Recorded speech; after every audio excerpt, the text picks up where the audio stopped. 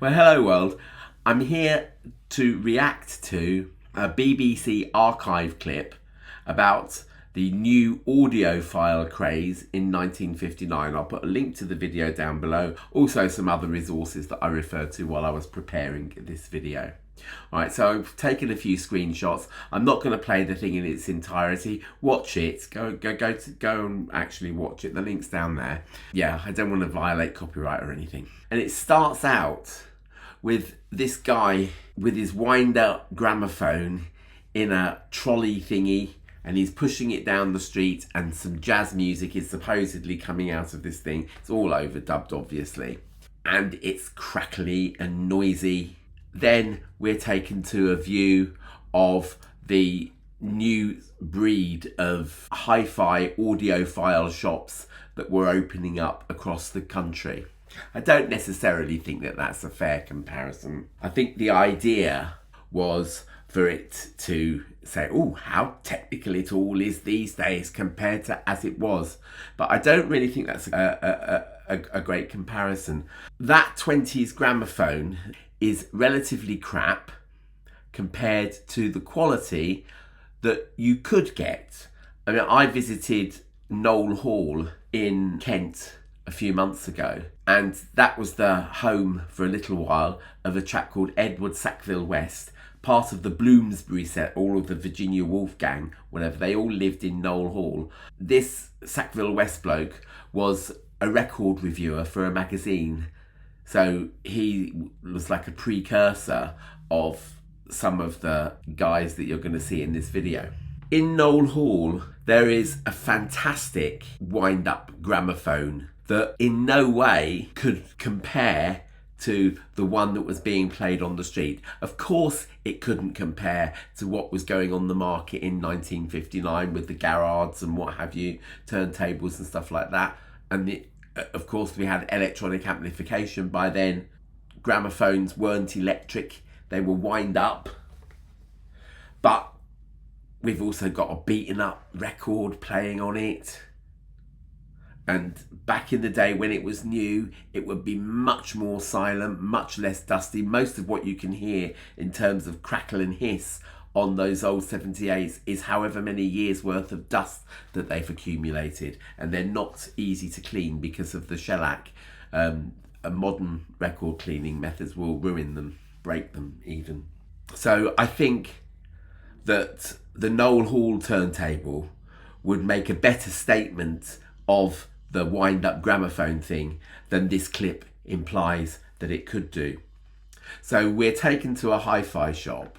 You notice that in the hi-fi shop window there's a turntable that's plinth only, and that's because back in the day you were expected to build it yourself. I mean, I've got books even from the 70s about the hobby of hi-fi, and I still think they want you to build it yourself, you know, get all the electronics out and soldering irons and do it all yourself. And I don't, you know, I couldn't do it. I honestly couldn't. I don't know one end of a capacitor from another.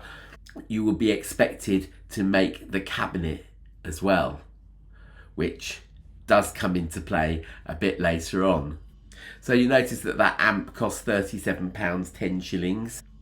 That's about £750-ish today. A pound, according to the Bank of England, in 2025 would be £19.93 in today's money. And that kind of makes, if your 750 quid is just buying you the amplifier, then by golly, there's a sign down the bottom there that says, you know, see our HP conditions, HP available, hire purchase. I think hire purchase would be absolutely essential there. Then we get this major question: do they like music? Or are they in love with the equipment? And then we get all these sort of radiophiles or beep, beep, beep, beep, kind of blibbly noises. And why? Why are we getting those? Is that just to make it seem that the hi-fi thing has to be that technical? Yeah, of course, a lot of it was assembled via kit in the 50s and 60s. And even going into the 70s. Even my Goldring Lenko had to have the box made. to house the plinth. So yeah, those twiddly noises. Yeah, I'm sure you could buy things bespoke and off the peg in the 50s and 60s as well. I've got a document here, which I'll refer to later, this is from 1969, but the title makes it clear that this is ready-made audio, stuff that you don't have to put together yourself.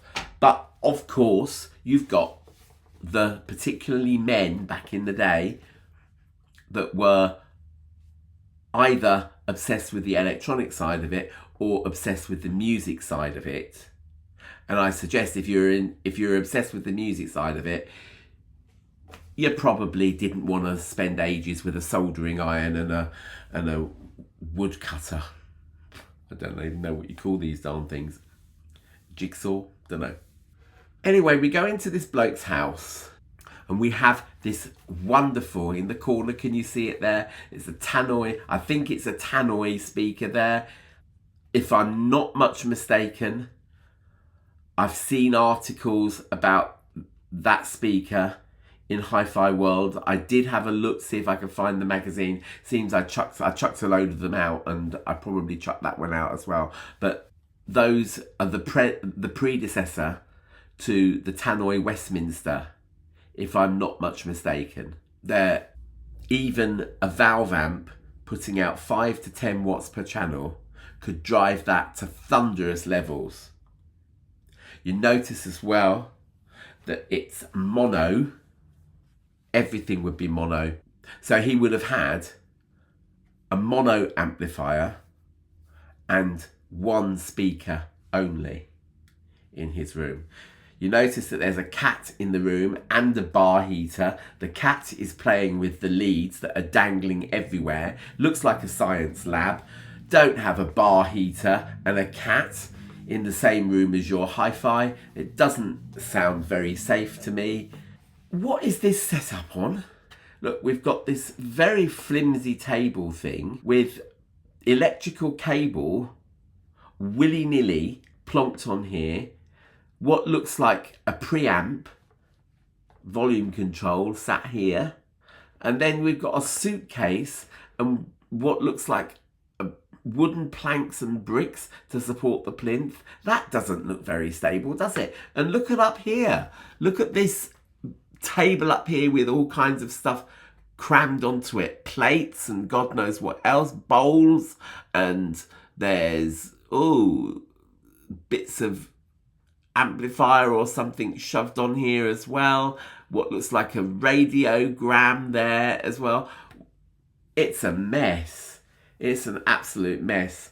People sometimes make little digs at my pile of spaghetti in my corner, but I tell you, it's a good deal safer than that. And, of course, having it set up so precariously is not going to do anything for the sound quality. This gentleman here has a woofer and he's after buying a tweeter, and of course the salesman needs to also sell him the 5K crossover for the tweeter so that the tweeter knows when to take over the frequency. So the woofer handles everything below 5 kilohertz, the tweeter handles everything above 5 kilohertz. And yes, that cost him around about £11, which translates in today's money to about 250 quid. You know, so again, we're going back to this thing of the technical guy that does it himself. We do have, to be fair, another gentleman saying, of course you will want this superior amplifier, probably talking to another customer. But so it does show that there are ready-made things that you can put together yourself. Ready-made speakers as well. We also have another interior shot much later in the video where you've got this showroom full of speakers, including all kinds of various flat panel speakers, which I don't know if you can still get them, but you know, they were all the rage, you know, sort of throughout the time where I was a major hi-fi enthusiast, buying the magazines. Occasionally you come across these things. Now, about 3.5 minutes into the video, a rare species, even rarer than a domestic pussycat, enters the world of hi-fi. It is, of course, the female, the woman. Now, even in 1969, the realm of hi-fi in the social mind, in the mind of the salesman, would be strictly the man's realm. Here in the section where it's talking about budgeting for your hi-fi and actually choosing it, this is from Audiophile. I couldn't find it on the website. It did once upon a time come from the website. I've got a copy of this. If you want to tweet me or DM me on Twitter, I'll send you a copy of this. Only you know how much you can afford. If this is no bother, then a first disappointment can easily be corrected by a better choice later. If you are like most of us and have carefully saved up all your pennies and done the wife out of 1 week's holiday this year, it is important your first choice is a good one. When it comes to buying the loudspeakers, gentlemen, you are on your own, or should be. Whatever other desirable attributes the fair sex have to offer, the dear creatures simply are not wired for sound. Only about 2% of women readily appreciated the benefits of hi-fi. Whilst buying the amplifier and other apparatus, opposition to all this unnecessary expense will almost certainly have been experienced. Nothing short of Machiavellian subterfuge will be necessary when planning to spirit in those great speaker enclosures. Bachelors with an ambition to eventually take the plunge will be well advised to plunge into hi-fi first, especially the speakers. Married men, send the little lady to mother for the day when a visit is planned to the hi-fi shop, for when she sees what you have brought home, she will certainly go there. To show that indeed many a true word is spoken in jest, many husbands visiting the audio fair with their wives were seen to be nagged at when showing interest in the larger speaker enclosures, even during comparison tests where some little box was shown to be inferior to the more ambitious one. Wives were insisting the little ones would do. That was 10 years after this documentary. So yes, I think you could probably take an awful lot of good advice from that guide to getting started in hi-fi, but probably not the advice on marital relations. It also doesn't do men any favours, because men that have that low a view of their wife probably don't deserve to be married. It's just, it's unspeakable, just awful. And it neglects, because it was 1969, to mention that an awful lot of hi-fi pioneers and a lot of hi-fi brands were headed up and founded by gay people, by gay men. It's a brand called Pink Triangle, which eventually went out of business around about the 1990s, but for a long time, they were proud to be called Pink Triangle. I'm sure, in fact I know, because I love Audio T, I'm sure you'd never get that kind of patronising attitude nowadays from them. Even What Hi-Fi can do better than that.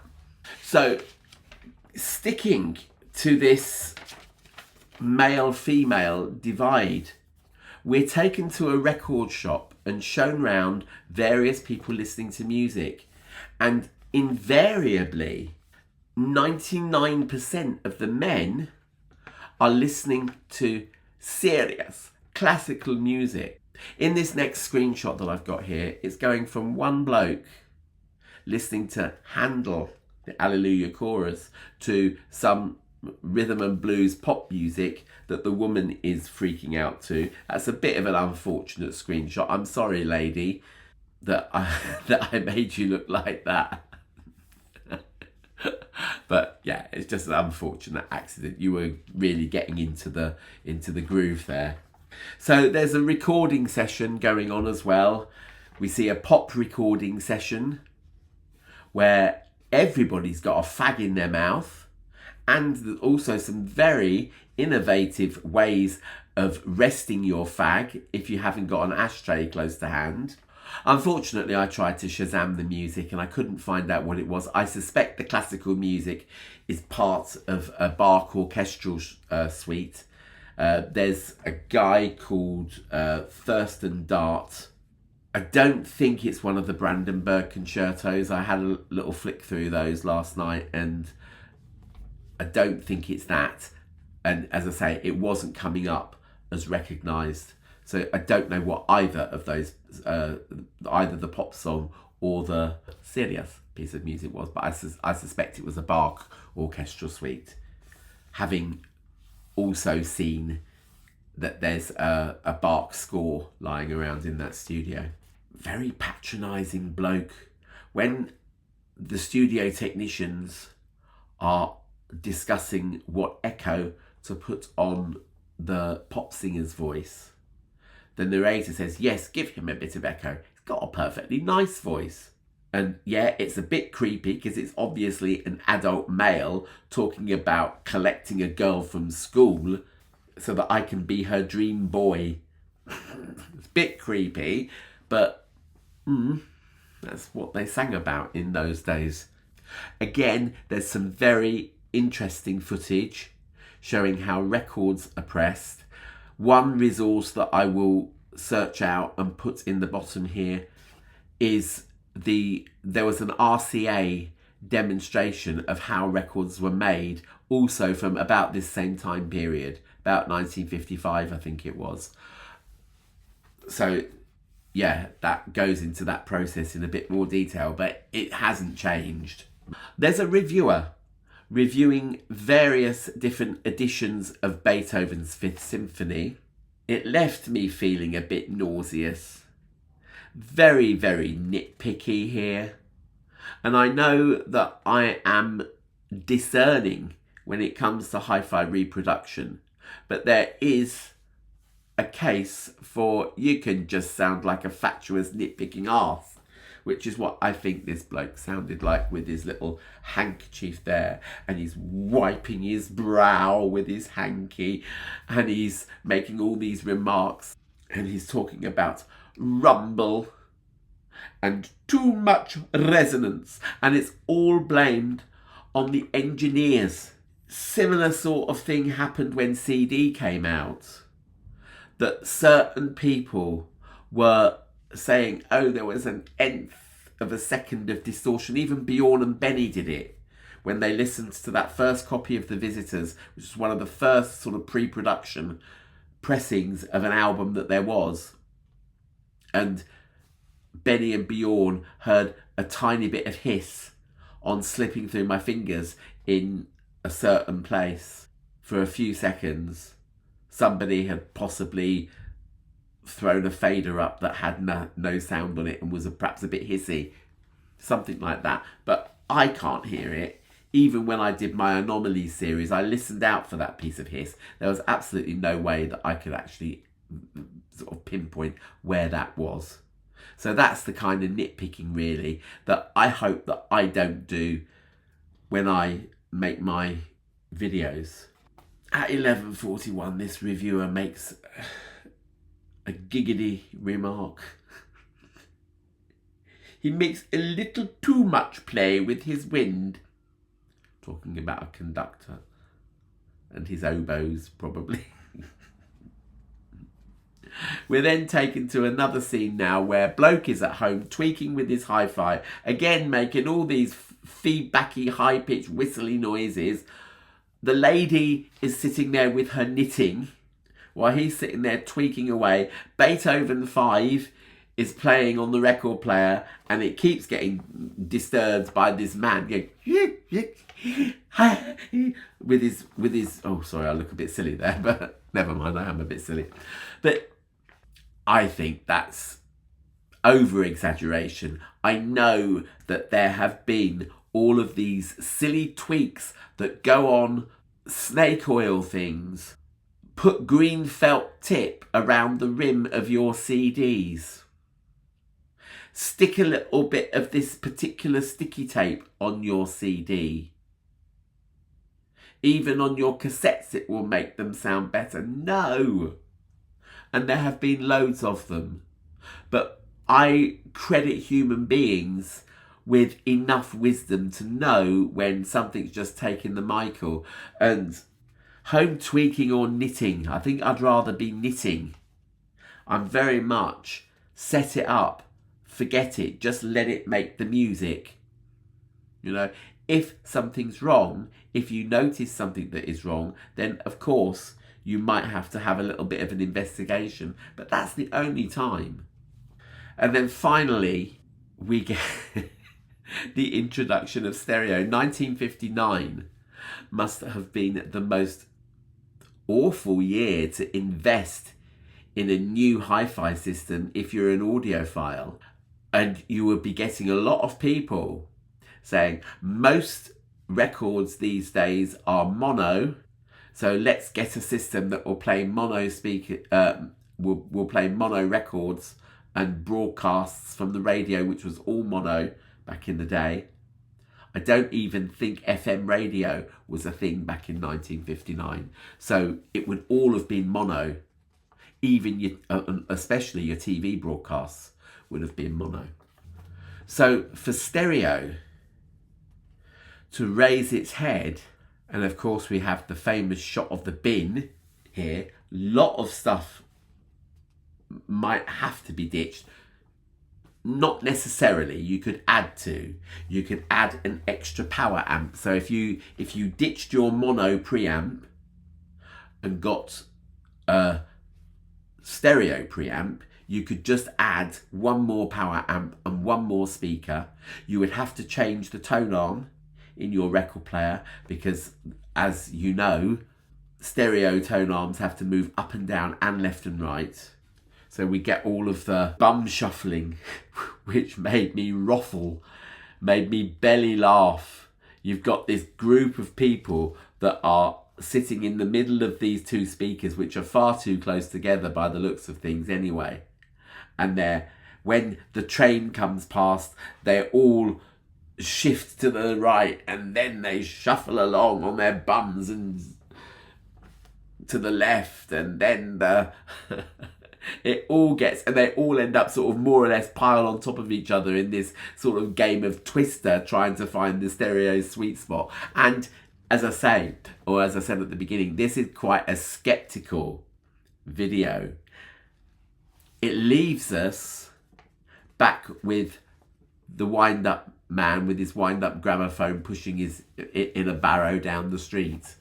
When I was listening to that, I was reading one of the comments that said that nowadays in 2025, people would be listening to compressed streamed audio that wasn't a patch on the quality of that. I think that that's a bit disingenuous because he's not comparing like with like. Just like you're not comparing the wind-up gramophone to a 1959 high-tech system, even in mono, is not a fair comparison. Completely different technologies for a start.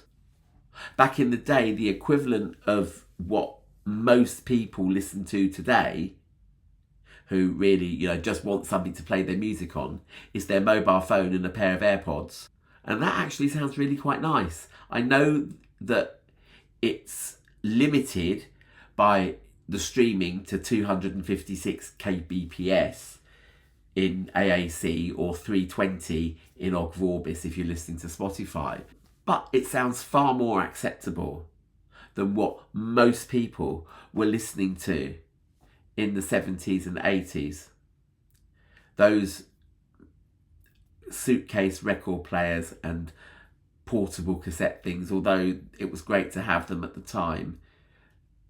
In absolute terms, they were really rather nasty. They squeaked whenever the music got loud. They buzzed, they distorted, they were thin and raspy sound quality. And, you know, even listening on my iPad to that video with nothing, no headphones at all, just the built-in speakers, at least it sounded acceptable. It wasn't hi-fi, of course, but it was acceptable and really rather pleasant. So I don't really think that you can make that comparison. Of course, take the 1959 Garrard turntable and put it through modern electronics, and of course it will still sound fantastic. But yeah, make the comparison with high-end gear. Compare that Garrard turntable with a Lin streamer, streaming lossless files, for example, and then see what the difference is, you know, obviously through modern speakers and stuff. And that really is where I'm going to leave you today, just with that little thought. Hope you've enjoyed looking back. Go, as I say, go and look at the BBC video. It's really rather funny. I really liked it. So yeah, remember to like, subscribe, consider a super thanks, share if you dare, and I will see you in the next video. See ya. Bye.